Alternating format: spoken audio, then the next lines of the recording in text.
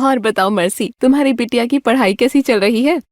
पढ़ाई तो ठीक चल रही है बीना, लेकिन बिटिया बड़ी हो रही है। उसका माहवारी का समय भी आ रहा है। सोच रही हूँ कि अब उसे माहवारी के बारे में बताना शुरू करूँ। सोचा कि इसके बारे में तुमसे बात कर लूँ, तभी तुमसे मिलने चली आई।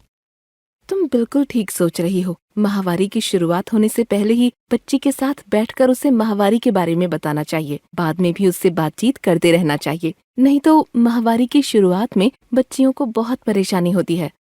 सही बात है, हम लोग भी तो इस उम्र से गुजरे हैं। माहवारी से पहले किसी ने कुछ बताया ही नहीं था। पहली बार कितना डर लगा था, कुछ पता ही नहीं था कि किससे क्या पूछें। सही बात है, हमारी तरह साथ की बच्चियों को भी कुछ पता नहीं होता था। बड़ों को बताने में शर्म और हिचक होती थी, कितनी उलझन होती थी। ये याद रखते हुए मैंने और बबीता के पापा ने बबीता को पहले ही माहवारी के लिए तैयार कर दिया था। तभी तो पहली बार माहवारी आने पर न तो बबीता को कोई डर लगा, न ही ज्यादा परेशानी हुई। वो पहले से ही इसके लिए तैयार थी। अच्छा, तो क्या क्या बताया तुमने उसे? हमने उसे बताया कि माहवारी सभी लड़कियों में होती है, इससे डरने या परेशान होने की जरूरत नहीं है, लेकिन माहवारी में कुछ बातों का ध्यान रखना जरूरी है। जैसे कि सैनिटरी पैड। बिल्कुल, मैंने बबीता को सैनिटरी पैड के बारे में बताया, उसका इस्तेमाल करना भी सिखाया। बबीता स्कूल जाने वाली बच्ची है, इसलिए उसे पैड अपने साथ रखने को कहा। उसे ये भी बताया कि इस्तेमाल करने के बाद पैड को इधर उधर नहीं फेंकना, बल्कि उसका ठीक से निपटान करना है। अब मैं भी ऐसे ही अपनी बिटिया को सब जानकारी दूंगी।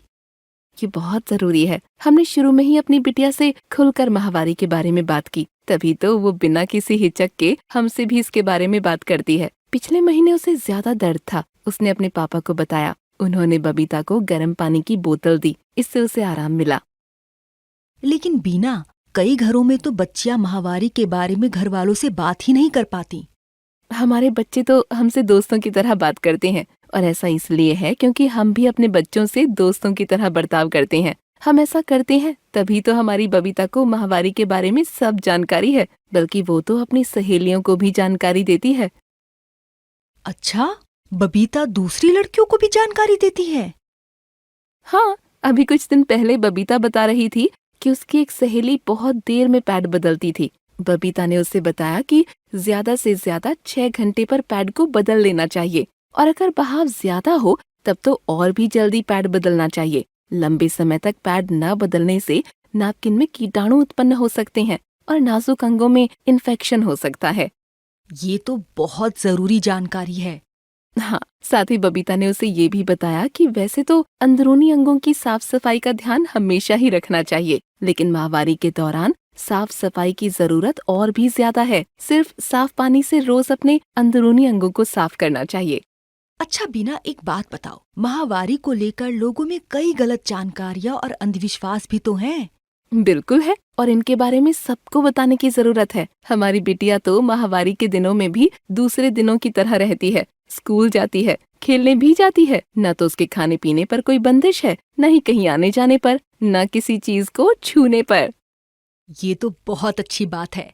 मैं भी अपनी बिटिया पर माहवारी के समय कोई पाबंदी या बंदिश नहीं लगाऊंगी, और ये माहवारी के बारे में सारी जानकारी दूंगी। अपने पति से भी इसके बारे में बात करूंगी। कुछ जानकारी चाहिए होगी तो तुम्हें फोन करूंगी।